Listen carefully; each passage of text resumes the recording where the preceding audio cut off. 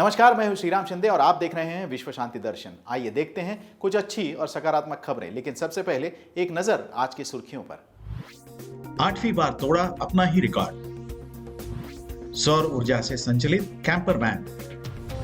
प्रोटेक्टाइल एक नई सांकेतिक भाषा। 60 घंटे में लेह से मनाली तक। हिरणों से उनके बाल चुराते हैं पक्षी। भारतीय धावक अविनाश साबले ने 3000 मीटर स्टीपल चेस दौड़ का राष्ट्रीय रिकॉर्ड 8वीं बार तोड़ा है। सुनते हैं ये खबर विस्तार से। भारत के अविनाश साबले ने रबात डायमंड लीग में 3000 मीटर स्टीपल चेस दौड़ में 12.48 सेकंड के समय के साथ राष्ट्रीय रिकॉर्ड 8वीं बार तोड़ा। मोरक्को में हुई इस दौड़ में 5वें स्थान पर पहुंचने के लिए अविनाश ने 2020 टोक्यो ओलंपिक के कांस्य पदक विजेता बेंजामिन किगेन को पछाड़ दिया। संयोग से उनके समय ने उन्हें टोक्यो खेलों में चौथा स्थान प्राप्त करने की मदद मिली। यह 27 वर्षीय धावक अपने पिछले राष्ट्रीय रिकॉर्ड और व्यक्तिगत सर्वश्रेष्ठ कार्य से लगभग 4 सेकंड तेज दौड़ा।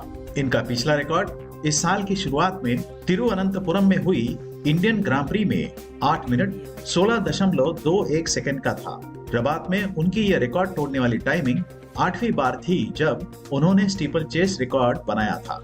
उन्होंने पहली बार 2018 में इसे तोड़ा जब उन्होंने गोपाल सैनी द्वारा निर्धारित 8 मिनट 30.88 सेकंड के तत्कालीन 27 वर्षीय रिकॉर्ड को मिटाने के लिए अंतरराज्य चैंपियनशिप में 8 मिनट 29.8 सेकंड के समय के साथ अपनी दौड़ पूरी की थी। नीदरलैंड के कुछ छात्रों ने सौर ऊर्जा संचालित एक कैंपर वैन का निर्माण किया है। देखते हैं ये क्या क्या कर सकती है। सौर ऊर्जा से चलने वाला परिवहन तेजी पकड़ रहा है। संयुक्त राज्य, संयुक्त अमेरिका और युगांडा ने भी सौर ऊर्जा से चलने वाली बसें लॉन्च की हैं। सन 2017 से ऑस्ट्रेलिया ने सौर ऊर्जा से चलने वाली ट्रेन चलाई है। इसी बीच नीदरलैंड के कुछ छात्रों ने सौर ऊर्जा से संचालित कैंपर वैन का निर्माण किया है। यह धूप वाले दिनों में 740 किलोमीटर तक ड्राइव कर सकती है। यह वाहन 120 किलोमीटर प्रति घंटे की गति तक पहुंच सकता है। इसे 2 लोगों के लिए डिजाइन किया गया है, जिसमें शावर और शौचालय के साथ साथ रसोई घर और एक टेबल भी है जहां लोग खाना खा सकते हैं और काम भी कर सकते हैं। स्टेला विटा नामक ये वाहन छात्रों द्वारा हरित प्रवास को बढ़ावा देने के लिए बनाया गया था। सौर ऊर्जा की क्षमता का प्रदर्शन करने के लिए दक्षिण स्पेन में 3000 किलोमीटर की दूरी इसमें तय की गई। जब वैन रुकती है तो अतिरिक्त सौर पैनल ऊर्जा लाभ को बढ़ावा देने के लिए बाहर निकलते हैं और जब सूरज नहीं चमक रहा होता तो इसे सीधे ग्रिड में लगाया जा सकता है। सौर पैनल एक फ्रिज, टेलीविजन, लैपटॉप और कॉफी मेकर को भी शक्ति प्रदान करते हैं। ये वैन ऊर्जा खपत पर जानकारी भी प्रदान करती है ताकि ड्राइवर तय कर सकें कि किस उपकरण को बंद करना है। दृष्टिहीन और सुनने में असमर्थ लोगों के लिए एक नई सांकेतिक भाषा विकसित की गई है। लेते हैं ज्यादा जानकारी। दृष्टिबाधित लोगों को पढ़ना लिखना आसान बनाने के लिए ब्रेल भाषा का संशोधन बहुत पुराना है। इसी के साथ साथ आई थी सांकेतिक भाषा जो उन लोगों के लिए काम आती थी जो बोल या सुन नहीं सकते थे।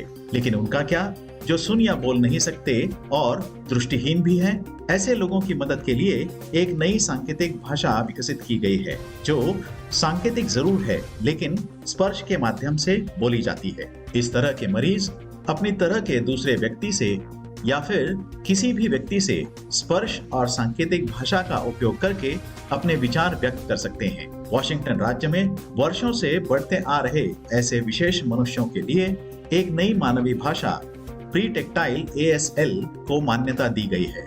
संभाषण केवल शब्दों और आवाज तक सीमित नहीं है और इसी कारण ये नई भाषा जोर पकड़ रही है। पुणे की एक महिला 60 घंटों में लेह से मनाली तक बिना रुके साइकिल चलाने का प्रयास करेगी। मिलते हैं प्रीति मस्के से।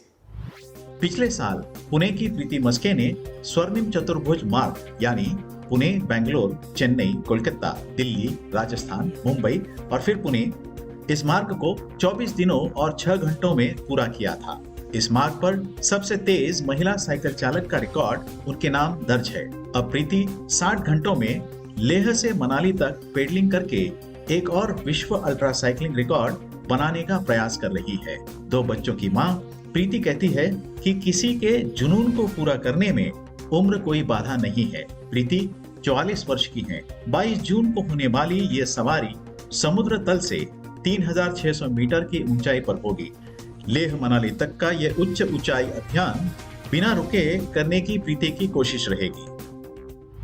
लंदन के एक पार्क में अपने घोंसले बनाने के लिए हिरणों से बाल चुराते हैं कुछ पक्षी। देखते हैं ये वायरल वीडियो।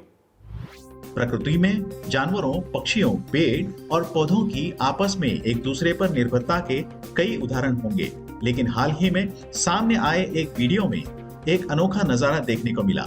जैकडॉ नामक पक्षियों का एक झुंड अपने घोंसले बनाने के लिए एक हिरन की पीठ से बालों के गुच्छों को चुराते हुए देखा गया। घोंसलों के लिए सामग्री की तलाश में जैकडॉ पक्षियों का एक समूह एक हिरन के पीठ पर कूद गया और सभी ने जल्दी से चोंच मारना शुरू कर दिया। जैकडॉ अपने घोंसले बनाने के लिए हिरणों से बाल चुराते हैं और हिरणों को कोई फर्क नहीं पड़ता, क्योंकि ये उस मौसम में होता है जब इन हिरणों के बाल झड़ना शुरू हो जाते हैं। साधारण स्थिति में व्यर्थ जाने वाली ये सामग्री पक्षियों के घोंसलों को गर्मी प्रदान करने के लिए काम आती है। क्या आप जानते हैं कि सैन फ्रांसिस्को में सड़कों पर या फुटपाथ पर कबूतरों को खाना खिलाना गैरकानूनी है? लेते हैं ज्यादा जानकारी जाते जाते। भूखे पक्षियों को खिलाने का कार्य हानि रहित लगता है, बल्कि भारत में ऐसा करना पुण्य का कार्य माना जाता है।